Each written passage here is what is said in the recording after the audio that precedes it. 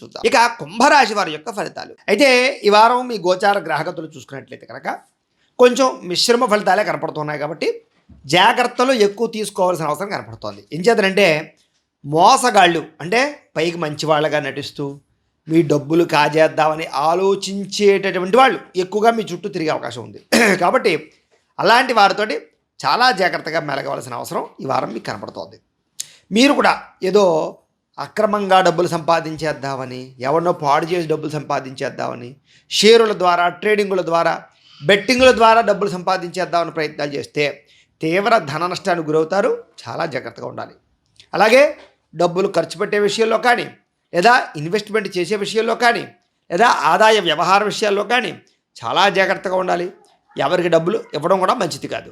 అలాగే ఖర్చుల విషయంలో కూడా జాగ్రత్త వహించండి. వ్యాపారాల్లో ఒడిదుడుకులు బాగా పెరిగిపోయే అవకాశాలు కనపడుతున్నాయి వ్యాపారస్తులకి. ముఖ్యంగా వ్యాపారస్తులందరూ కూడా ఇదివరకుట్లాగా ఏదో సులువుగా వ్యాపారం సాగిపోతుంది అనకండి. పోటీతత్వం బాగా పెరుగుతుంది, లేదా కాంపిటీషన్ బాగా పెరుగుతుంది. మీ వ్యాపారాల్లో దాని ప్రభావం కనబడిపోతుంది. చివరికి కూరగాయలు అమ్మే వాళ్ళ దగ్గర నుంచి పెద్ద పెద్ద షాపుల వాళ్ళకు కూడా కాంపిటీషన్ ప్రభావం ఉంటుంది. ఆన్లైన్ కాంపిటీషన్ కూడా పెరిగిపోతుంది. జాగ్రత్తగా ఉండాలి.